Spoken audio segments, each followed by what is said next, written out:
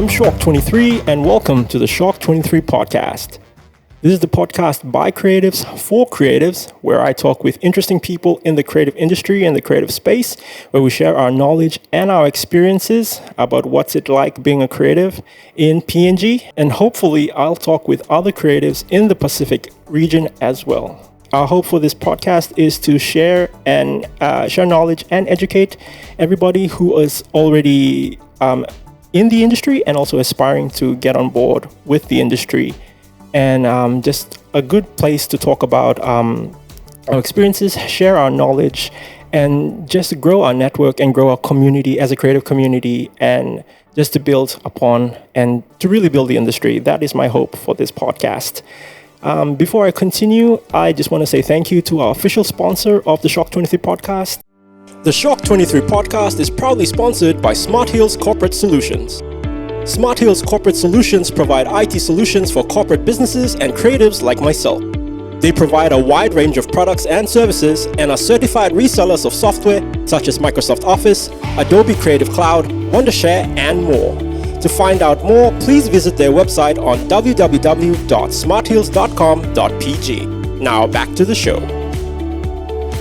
Anyway, welcome to the very first episode of the Shawk23 podcast. I am very excited to be here and to be talking with you about all the things that I just love. And I'm very excited to talk with other creatives as well in the industry, and just to bounce ideas and just to bounce and to share experiences. I think I keep saying that over and over again. And I am very excited, but I'm also very nervous as well. This is kind of like my first time doing a podcast, doing my own thing. And I also want to say thank you to everybody who's been helping me to put this together, apart from our sponsors, people like MK and Jerry and my crew. Without you, none of this would be possible. For this episode, I just want to talk about how I became Shawk23 and how I started to run my business, Shawk23 Design and Media. And I often get asked in interviews to share and to tell my story, and I've always been the person being interviewed. And for now, I think I have the opportunity to share it from my own mouth, like straight from the donkey's mouth, if that's a saying, and just to tell my side. And yeah. Just a bit about myself. I am from the Central Province in Kairuku, proud Papua New Guinean, full, pure born and bred Kairuku. If it's not clear by my art, I am a digital artist, graphic and a motion designer / animator, and I've been running my creative business, Shawk23 Design and Media, for almost 4 years now, and it has been a wild ride. It has been a roller coaster of many ups, many downs, and many round and rounds. But all in all, it's been fulfilling, and it's been very rewarding and challenging as well. But it's all good. Anyways, let's talk about how I became me. Anyway, to understand where my art style comes from, a lot of people have been telling me and asking me, where do I get my most inspiration, or where do my art style come from? They often comment and say, yeah, it's very Disney-esque. It's like an animation. It's like an animated movie. And all of you are right, because when I was a kid, I grew up with Disney cartoons, and I just grew up in cartoons. I grew up in the 90s, and it was a wild time. And it was a very exciting time. It was a very fun time. I'm so lucky to have been born and to grow up in the 90s, because it was some good times. And the only thing that I used to watch was cartoons. And Disney had a time when it was just releasing its greatest hits. They're calling it now like its Renaissance phase. And movies like Beauty and the Beast, The Little Mermaid, Aladdin, The Lion King, The Hunchback of Notre Dame, and so many other great Disney films were coming up, and I was just thrown into that environment as a kid. I don't remember how old I was, but then I started watching it, and I was obsessed. And I was just very fascinated, not just by like the colors and the imagery, but to me, animation is magic. It's magic because pictures on the screen were moving.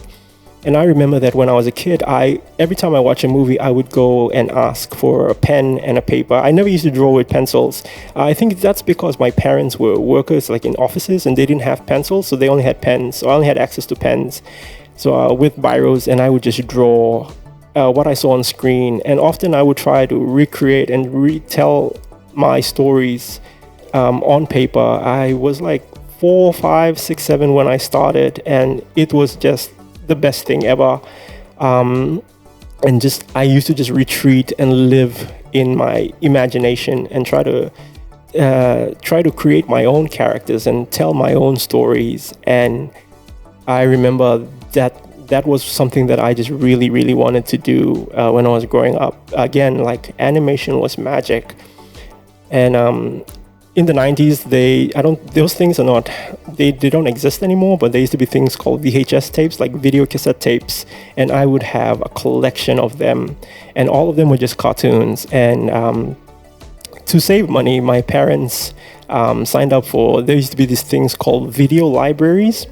And my parents had memberships, and every weekend, most of the weekends, we would go, and when we got tired of our own movies, we would go and borrow some videos there and just watch. And I would always just go looking for the cartoons and what's the newest cartoon that I could watch. And it was just not just Disney, but it was just everything, every other studio as well. They were just putting out cartoons. And I used to love Saturday morning cartoons as well. I grew up with Batman the Animated Series, Looney Tunes, Scooby-Doo, Flintstones, the classic Hanna-Barbera cartoons. And that was just my fuel. I would see and I would draw and just draw and draw and draw. And not just draw, but like try to imagine myself as an animator and try just not just drawing pictures on paper, but in my mind, these characters that I was drawing, they were coming to life, and they were taking on life of its own, and they were telling their own stories. And that's the kind of environment that I lived in. I was a very shy kid. I was a very introverted and a very reserved kid as well. And to be honest, it was kind of hard to make friends. But I considered a lot of the things that I was into very weird.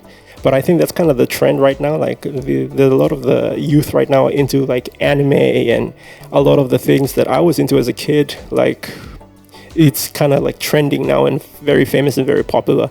I think when I was a kid and when I was growing up, like in primary school, I thought they were very like childish and babyish. So that kind of made me more introverted. And my art was a place where I could escape to and draw. I used to keep stacks and stacks of A4 papers and sketchbooks, and those just contained my drawings. And I was very shy about my drawings as well. Like, I wasn't someone who would draw and then like show anyone. I always kept them to myself, and to me it was just my own escape in my own little world.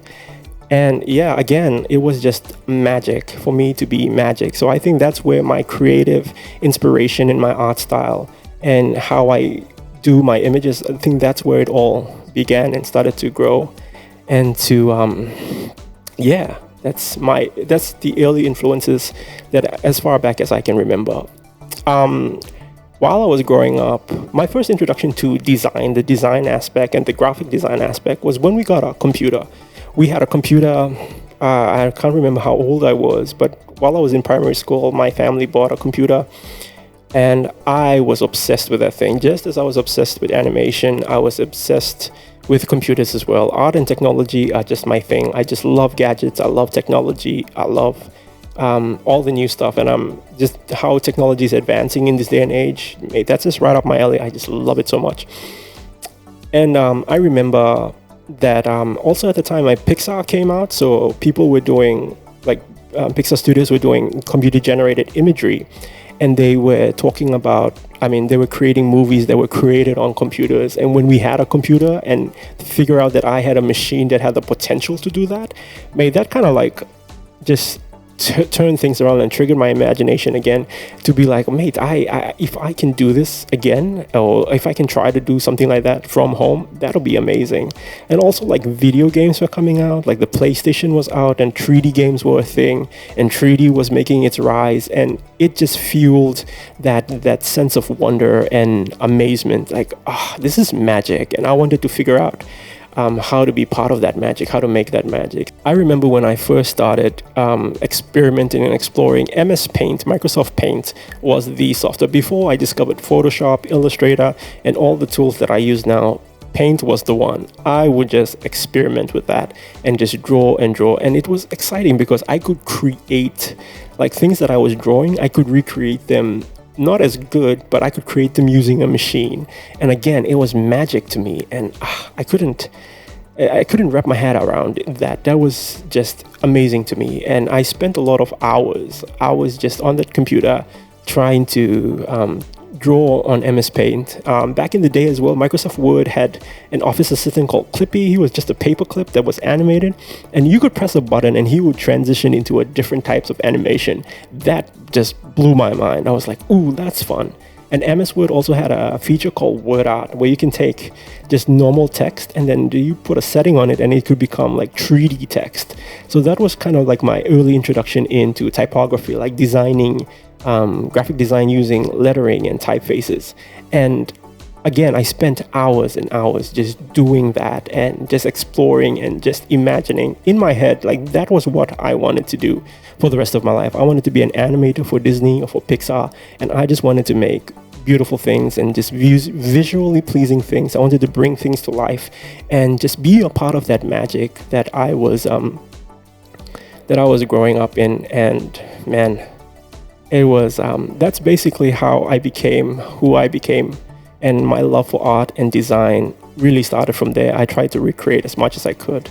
When I was in high school, we learned about web design as well, and I was livid. That was just another whole, another door, another window into this creative space that I could do, like digital design, just opened up, and I really threw myself as well into web design, and I started daydreaming about becoming like a software engineer as well as an animator. And that's kind of like the mindset that I was growing up in. I was just fueling my imaginations and just daydreaming. But being and growing up in Papua New Guinea at that time, which was like the early, somewhere there, 2000s, I kind of knew that those opportunities were very rare, and what I was dreaming about was kind of an impossible dream. But I was just a kid, and you know, when you're a kid, your imagination runs wild, and I ran with it. I just opened myself up to it and just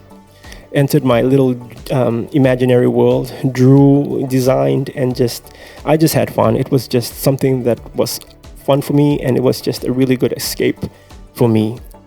And I remember that if I couldn't study animation in the country, I knew that was a pretty wild dream. I wanted to do a degree in arts at UPNG. I remember I told my dad, I was like, oh, I want to do arts at UPNG. And my dad, he kind of gave me the look. They gave me the look that I was like, I don't think you should do that. And my dad kind of told me to get a real degree and get a real job. And being his only son, I decided to pursue that. And I was like, okay, my dad is right. And I should just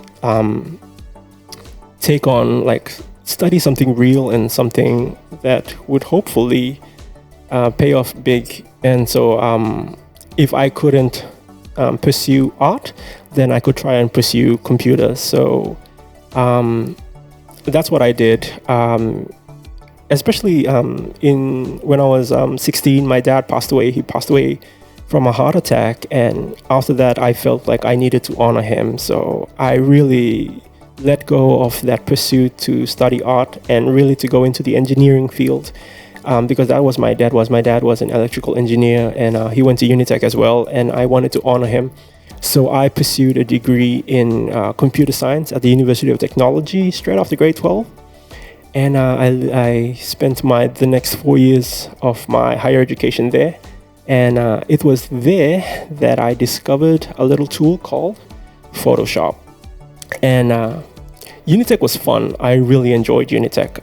It was some of the best years of my life, and it was the most challenging years of my life. But as a computer science student, I've actually graduated with a bachelor's degree in computer science and maths.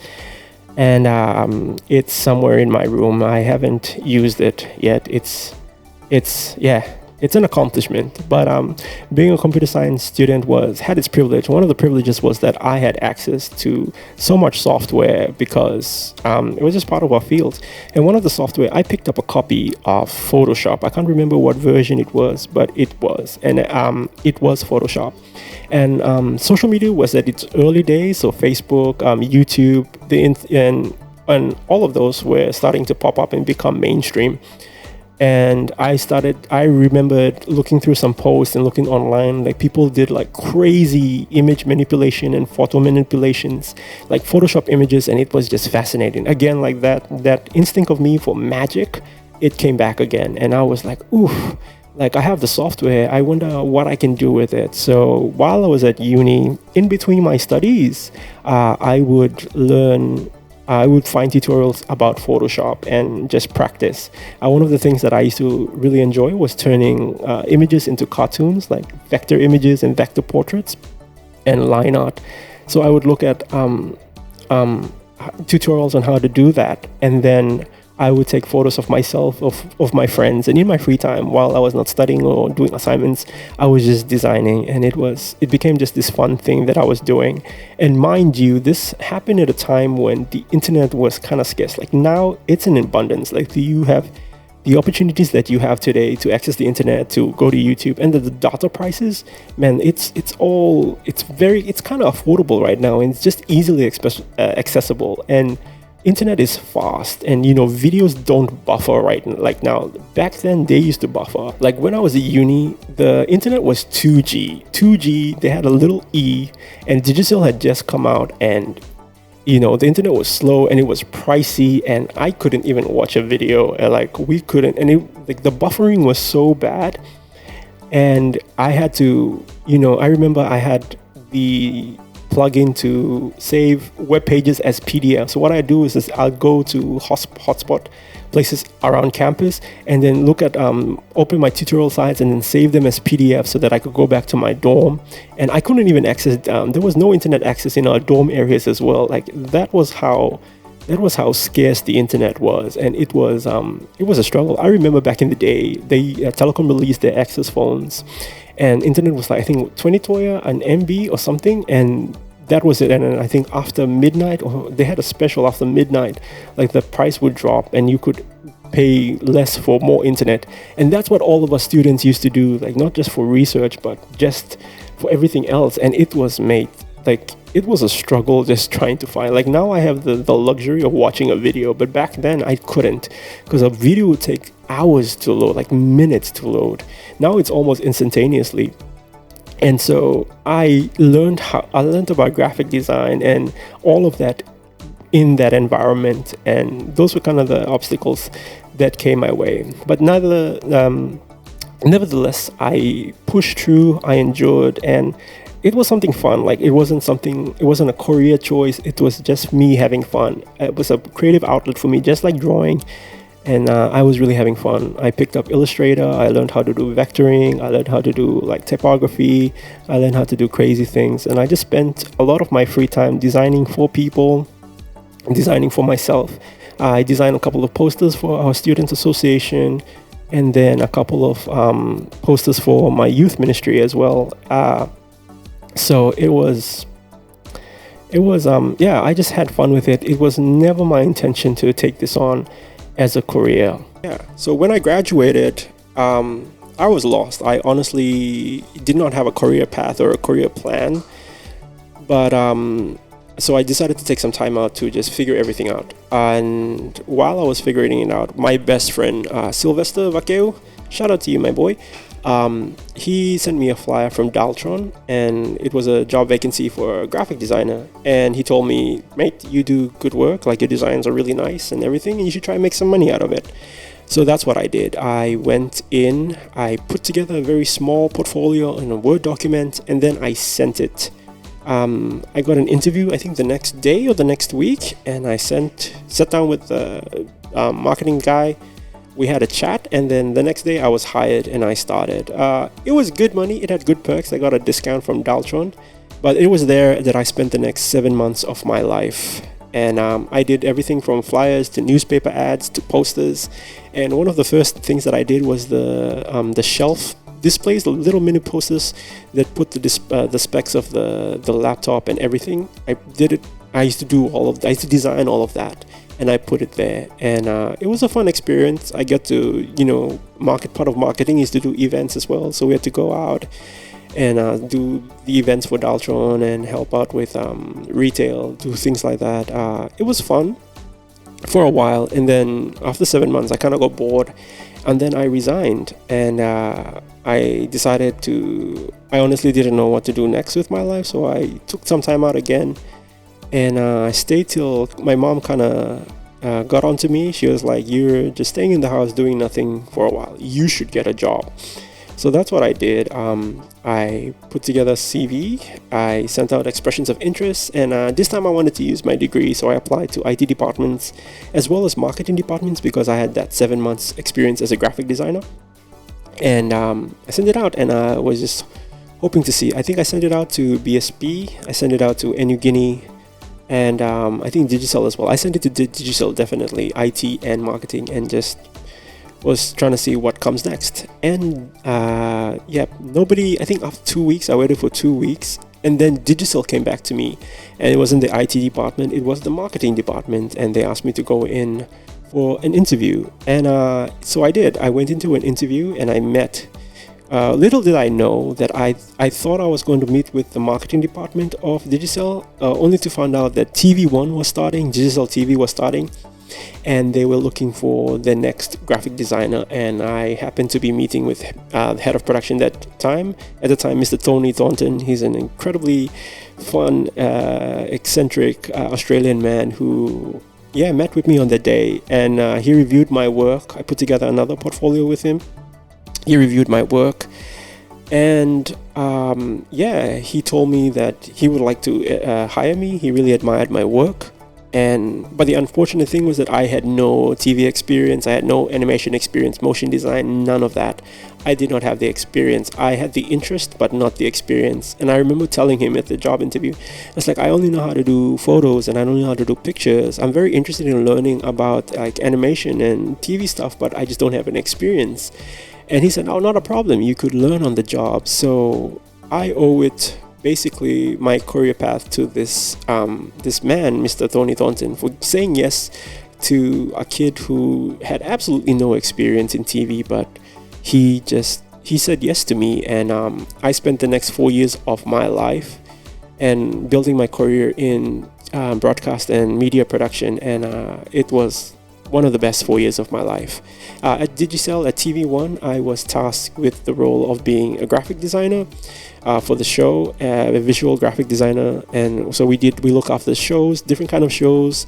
We look after news graphics, doing intros, doing some ads here and there, doing some little pops. I also had the opportunity to look after the replay machine. So Digicel has the rights to broadcast like the Digicel Cup and the SP Hunters game, and there used to be a crew that fly in and out or set up when there's a home game, and the opportunity came to learn how to do the replay, and they were looking for someone to do it, so I jumped aboard to try to learn. And I learned how to use the replay machine, and for the next 4 seasons of Digicel Cup and Hunters, I was basically PNG's NRL bunker. That was a fun job. I got to travel in and out of the province, and I got to meet a lot of the Hunters and Digicel Cup players, and it was an exhausting but fun. Like OB life, like outside broadcast and live production, is just a mammoth and a beast of its own. It was long hours, very, very long hours. When you work on, like when rugby season was on, you cancel your life. Like you don't have weekends, you don't have days off. Days are just long hours. Setting up takes hours, production takes hours, and then packing up afterwards takes hours. So we can start as early as 8 in the morning and finish as late as midnight. So that was my life for 4 years. And it was very, very fun, but it was very exhausting. But at Digicel and at TV1, it was great. I had so much opportunity to mingle with like news reporters, with journalists, with very experienced cameramen and directors, to producers who've been working with MTV and NBC, and just different media productions and different media houses. And I got to learn a lot about media production and broadcast TV and the process of shooting and editing. I learned about editing, voiceover. I used to do some voiceover work. I used to do animation, see how producers produce shows, and see how people set up interviews and how they conducted themselves, and how cameramen set up and how they shoot and they set up their shots. And it was just a very fun experience. I don't regret. When I resigned and I left, I remember telling my colleagues that I felt like I got 10 years worth of experience just from that 4 years. It was so rich and so abundant, and I loved my team and I loved the production crew, and I don't even regret one day there. So you may be asking, like, why did I resign? To be honestly, I was just exhausted. It was just exhausting to be working there. It was long hours, very, very long hours. I think it for me was when I went on leave. I took my annual leave, and then when I came back, within a month I was burnt out again. And then I decided, I was like, this is it. I'm not gonna do it anymore. I'm too exhausted, and I felt like I was too young to feel exhausted. It really, like, it wasn't about the money anymore. Like, I was making good money, but it was just the long hours, and it just didn't feel right as well. I was like losing my passion for the creative product I was doing. I was losing my interest. It was just a job, and it was just a chore to get through.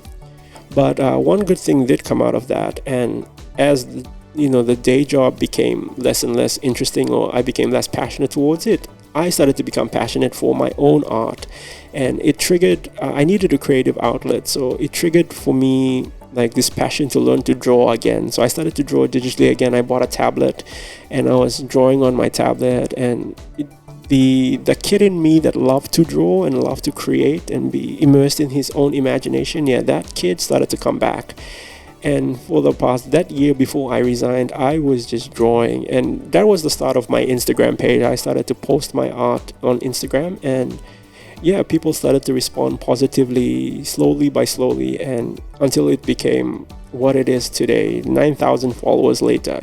Back then I had only like 100 or even less than that, but I was just doing my art. I was just doing my kairiku and culturally themed art. And at the time, while I was still working, it wasn't until I think August of 2028 when I officially resigned from Digicel, and I just wanted to take time off. I didn't know what else to do or what next to do or where else to work, but I took that time off. And coincidentally, things started to align for me. Before I resigned, someone saw my artwork, a friend of mine, and they decided to give me a gig to design their posters, and I had a couple of jobs lined up after I was working. So when I resigned, I jumped straight into that project, and my very first project as a freelancer was the 9th Human Rights Film Festival, hosted by the United Nations Film Festival. So I did their poster, and after that, that was the start of this career in becoming a freelancer and starting up my own business. It just something that just happened organically, like something that wasn't forced. I started to get like demand, started to get clients, people were interested to work with me. And so I remember I made a deal with myself, and I told myself, okay, look, before I look for another job, I'm always going to have the chance to get another job.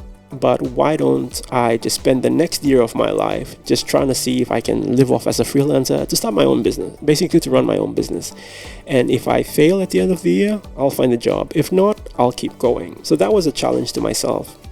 I often have this mindset that I would rather try than regret. So I kind of see myself as an old man and in my deathbed and looking back at my life, and my goal is not to look back in regret, but to really have lived out my life. So that's what I did. I took a risk, and I just jumped in the gun, and I just went for it. And lo and behold, that was the start of Shawk23 Design and Media. At the same time, my social media pages were growing. I was getting jobs. I had the fantastic opportunity to have my artwork on the the Parliament House in collaboration with NOK and 6811. I've designed, for the UN and for some international and big local organizations as well. And my art has been well received on social media, and my following has been growing really well. And yeah, it became a career path, and which has lasted me till now, like the 4 years. I've been doing it for 4 years. It hasn't been easy, but it's been very, very rewarding. And when I started off in 2018, 2019, it took off really, really fast. And I was shocked at how quickly things were happening, and quickly opportunities were coming my way, and jobs were coming my way. And I was making enough. I was making more than enough. I remember there was a year that I made my annual salary within 6 months of doing this freelancing, and it really excited me. And it's been a learning experience. I've been doing it for 4 years, and I've learned so much. And I think the best part is that I've met so many other creatives as well, and so many people. And being, my own boss, it's opened doors for me to meet other entrepreneurs and other businessmen and rub shoulders with them. And like, doors have been open for me to meet people I would never have met if I had a job. And it's been fun, and it's been exciting and very rewarding, but it's also been very challenging. Like, I don't know how to, it's a roller coaster. That's what I'll say. It's a roller coaster of ups and downs and ins and outs. And you're not always going to be, you think that success or just growth will go like this, like just straight up. But from my experience, it's just been like a roller coaster, in and out, round and round. There have been a lot of moments where I've been broke. There have been a lot of moments where money hasn't come in. And then there have also been moments when I've been extremely abundant, and I've had more, and I've made a profit, and I've made more than I could ever hope to make. And that's been the experience. But despite all of that, I think what really has made me excited about this journey is that I've got to find out who I am, and I'm still discovering who I am. And like, I grew up very shy, very reserved, very introverted. I had like low self-esteem. I had a very poor self-image of myself, and for me, like, I never saw my potential, never fully understood my potential. But running this business and entering this, this field of trying to become like a creative entrepreneur and creative businessman has really opened my eyes to find out more about myself. I've learned that not only am I creative and I'm resourceful, but like, I'm very resilient as well. I've learned that I'm kind of tough as well. Like, I've been through so much as well. Like, the challenges have come and hit me. I've been through so many setbacks, and so many obstacles have come. And, then there's criticism as well, and then there's doubt, and all of this have come from all angles. And every time I overcome, I discover a new version of myself, one who's much stronger and one who's much smarter than he used to be. And I look back at who I used to be as a kid, or as a teenager, or as someone in uni, or when I started working, and that version of me, like the past self, he becomes more and more unrecognizable. And who I am becoming now, it's like two different people. And that's been the very fun and the very rewarding part. Like, it's always great to have like monetary value, monetary like money, and like acclaim, and just to be in the public eye and to get all the recognition for your work. Like, that's great. But then looking in the mirror and being proud of who you are, being proud of what you've been through, and overcoming and learning and adapting to different situations, that has been really my a lot of where my joy and sense of fulfillment come from. I have no regrets for this journey, no matter how hard it's been, and no matter how challenging, is because I'm, with every challenge and with every obstacle and every opportunity, there's a new version of myself that I'm discovering, and that I'm learning, and that I'm growing. So for me, this journey of self-growth and personal development that I've embarked on, that's the icing of the cake for this whole thing. It's just not just about building a business and trying to turn a profit and build a career and make a name for yourself, but in the process of doing that and chasing or trying to be successful, you're also learning about yourself, and you're growing, and what used to bother you does not bother you. What you used to struggle with is just something that you can overcome in an instant, and that growth has been the most valuable thing. And not just growing as a business, but as a person, physically, mentally, spiritually, emotionally. Like I communicate, I feel like I communicate better, I network better, I handle people better, and handle situations. Like one of the things that used to really bog me down was disappointments. That was one of the things that, like, I had a really hard time handling disappointment. But the more that I go through rejection, or the more that things don't work out the way that I'm growing that resilience towards disappointment, and I'm learning to be more optimistic and to be more open with be open-minded, and to be open to opportunities, and to see things in a different way. What used to be an obstacle can be an opportunity, and in disguise can be a blessing in disguise. And one rejection, or when a job I really wanted doesn't work out, or a client I really wanted to work with, like they pass me by, or things just basically in general, things just don't work out. That bothers me less and less.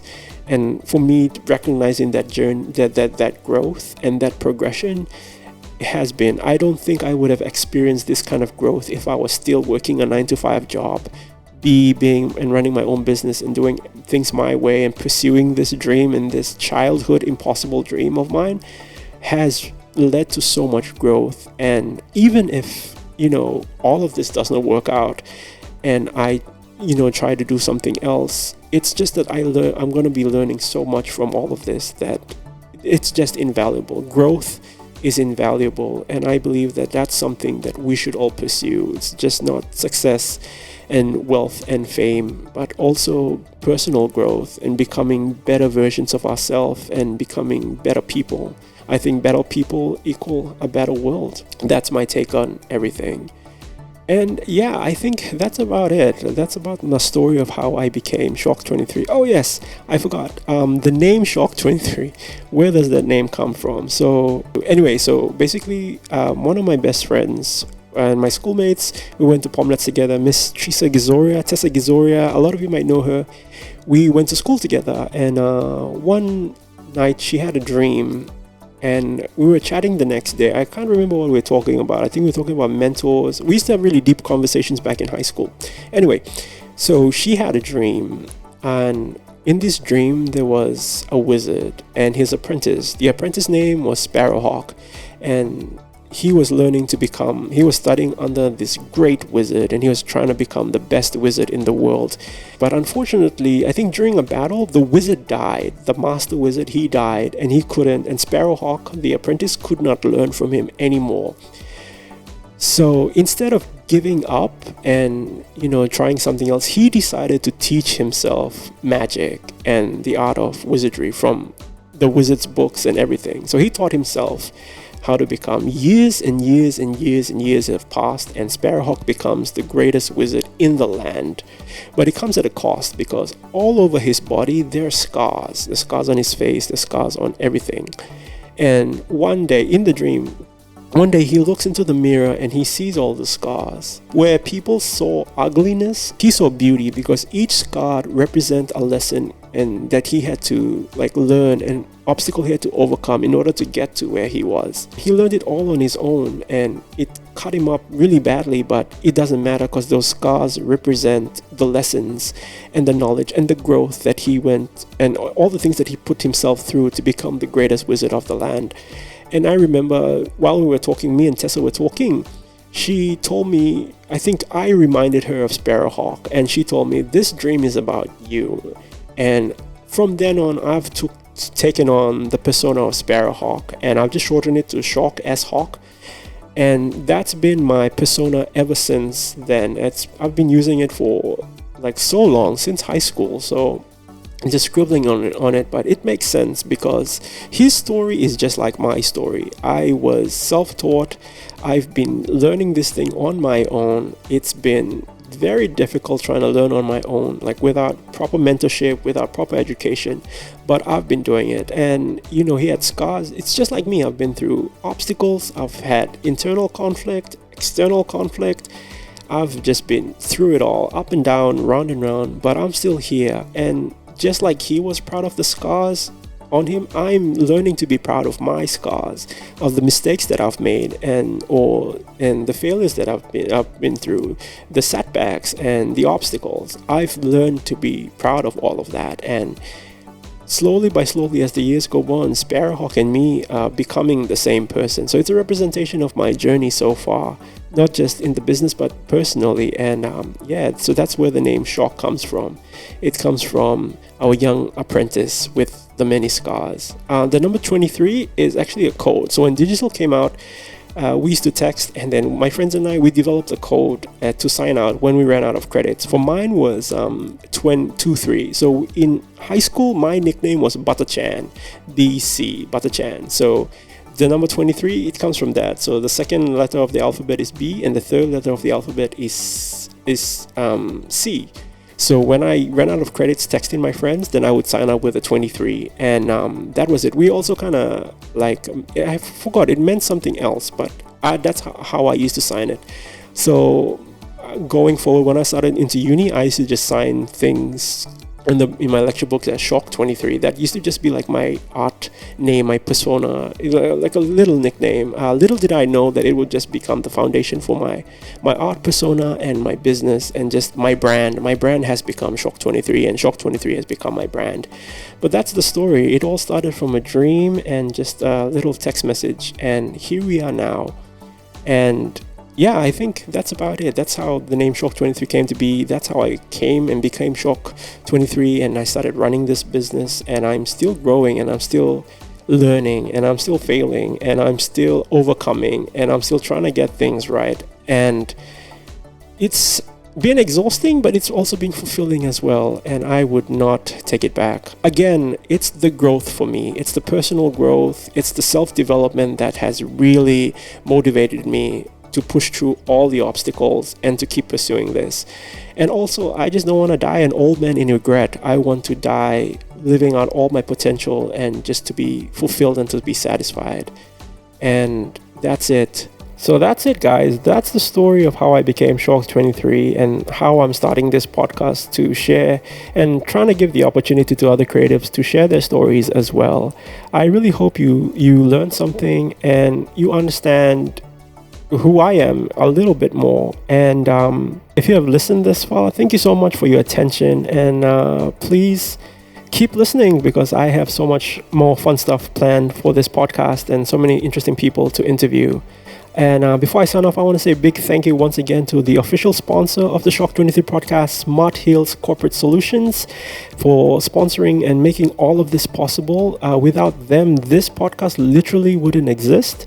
I also like to thank my crew for the day for shooting, Mr. MK Yoba and Jerry from P&G Aesthetics. Thank you for helping me set up the cameras and set up the audio to shoot and record everything for me. It's been a pleasure working with you, and to you out there listening and to pursuing your dreams, I encourage you to dream big, but also to remember that it's not going to come easy. So keep pushing, keep moving forward, keep fighting, and you only have one life, so you might as well make the most of it. Thank you so much from all of us here from the Shawk23 podcast. I am Shawk23, and to all my creatives, dream big and embrace your weird. Habarua.